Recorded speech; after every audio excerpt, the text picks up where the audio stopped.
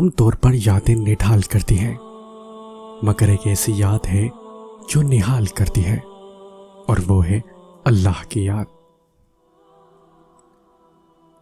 تصور تو پھر تصور ہے، رب کے ایک اشارے پر حقیقتیں بدل جاتی ہیں۔ نا امید مت ہونا کبھی، اللہ کی رحمت سے وہ چاہے تو کھلا دیتا ہے پھول صحرا میں۔ اللہ کا بڑا کرم ہے کہ اس نے ہمیں بھولنے کی صفت دی، ورنہ ایک غم ہمیشہ کے لیے غم بن جاتا۔ جو رب انار کے دانوں کو ترتیب دینے میں قدرت رکھتا ہے، وہ رب ہمارے حالات بدلنے اور دعائیں قبول کرنے کا بھی اختیار رکھتا ہے۔ جب آپ رب سے محبت کرتے ہیں تو وہ آپ کے دلوں میں صرف انہی لوگوں کو بسنے دیتا ہے جو آپ کی محبت کے اہل ہیں،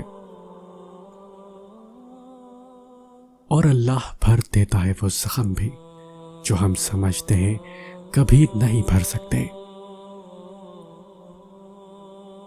میں نے مختلف ترجیحات دیکھی ہیں، مگر سب سے خوبصورت اور برحق سکون آمیز ترجیح اللہ ہے۔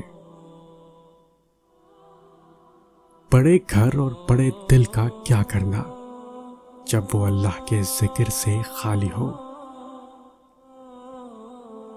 اللہ کی پکڑ انسان کی اکڑ کو ایک جھٹکے میں نکال دیتی ہے، اس سے پہلے کہ ٹوٹ جاؤ، جھک جاؤ۔ اللہ تعالی ہم پر رشتوں کی حقیقت واضح کرتا ہے تاکہ ہم سرابوں سے نکل کر رب کے قریب ہو جائیں۔ جانتے ہو دعا کیا ہے؟ اپنی پریشانی اللہ کو بتا کر بے فکر رہنا۔ دلوں سے انسان نکلتے ہیں تو پتہ چلتا ہے کہ ان کی تو ضرورت ہی نہیں تھی۔ ضرورت تو اللہ تعالیٰ کی ہوتی ہے، جو ہے اور جو ہمیشہ رہے گا۔ اپنے رب سے مانگو، کیونکہ نہ وہ ذات دیکھتا ہے نہ اوقات دیکھتا ہے۔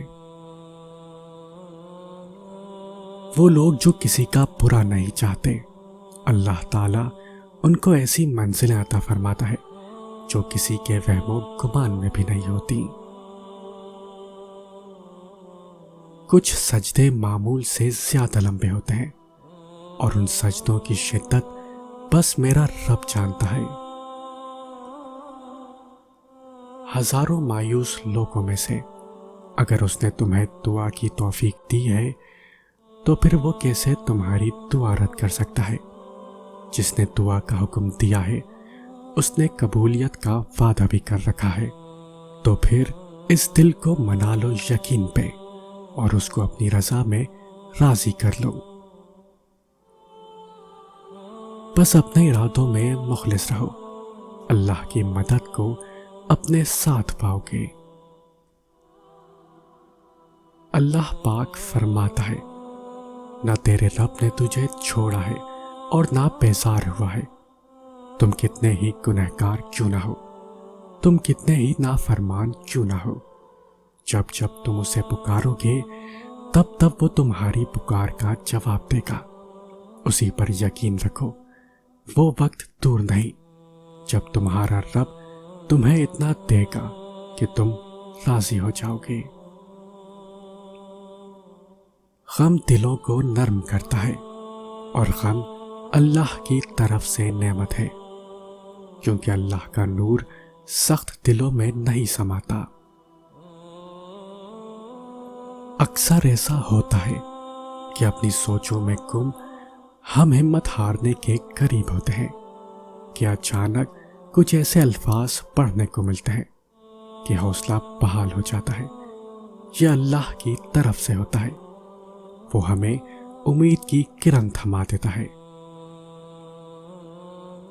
جب انسان اللہ کے قریب ہو جاتا ہے پھر اسے اس بات کا غم نہیں رہتا کہ کون اسے اچھا سمجھتا ہے اور کون برا، بس وہ اللہ کی چاہت میں گم ہو جاتا ہے۔ برا وقت ہمیشہ گزر جاتا ہے، چیزیں ٹھیک ہو جاتی ہیں، بس انسان کا ظرف آزمانا ہوتا ہے اللہ نے۔ اللہ تعالیٰ اپنے بندے کی طلب کبھی ضائع نہیں کرتا۔ اپنی مانگی ہوئی دعاؤں پہ یقین رکھیں، وہ رحمان ہے، رد نہیں کرتا۔ ہر رکاوٹ میں کوئی نہ کوئی بہتری چھپی ہوتی ہے، جو اللہ تک لے جائے وہ ٹھوکر سزا نہیں ہوتی۔ اپنی عقل کے مطابق کام کرنے کا نام دین نہیں، اپنا شوق پورا کرنے کا نام دین نہیں، بلکہ اللہ تعالیٰ اور اس کے پیارے رسول صلی اللہ علیہ وسلم کے کہنے پر عمل کرنے کا نام دین ہے، ان کی پیروی کرنے کا نام دین ہے۔ انسان جسمانی اور مالی طاقت کے نشے میں بہت جلد اپنی اوقات بھول جاتا ہے، لیکن جب اللہ تعالیٰ جسم کے کسی ایک پرزے کو ڈھیلا کر دے تو سارا تکبر خاک میں مل جاتا ہے۔ اگر تمہارے رزق سے دوسروں کی ضروریات پوری ہو رہی ہیں تو تم خوش نصیب ہو کہ تمہارا رب تمہارا رزق پاک کر رہا ہے۔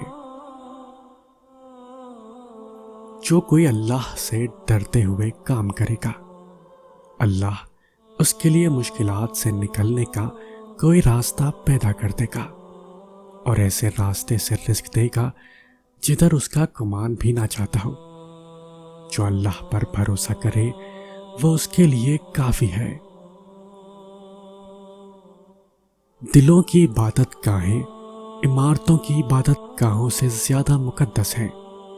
ان کی حرمت و تقدس پامال کرنے والے کبھی بھی اللہ کی محبت کے حقدار نہیں ہو سکتے، اور یقیناً اللہ عمارتوں میں نہیں، انسانوں کے دلوں میں رہتا ہے۔